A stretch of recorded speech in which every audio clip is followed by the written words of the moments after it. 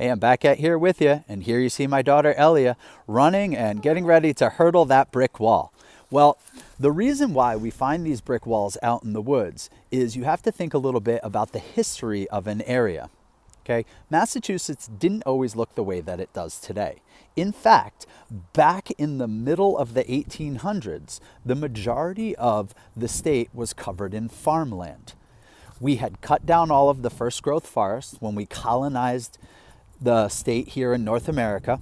And what wound up happening was we converted all of that land to farmland to feed our population. I see a little stone wall over here again.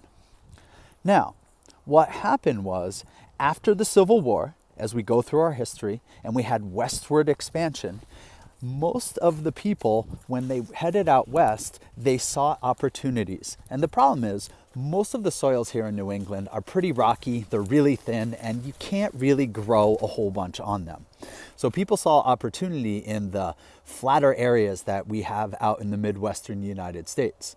So when these were farm fields, what used to happen is as freeze-thaw cycles would happen in the wintertime, the rocks would rise up in the fields, and in the springtime, when the farmers would go to plow them, their plows would hit the rocks. So they would pick the rocks up, they would move them over to the edge of the field, and essentially what wound up happening was these massive rock walls were created all across the landscape here in New England.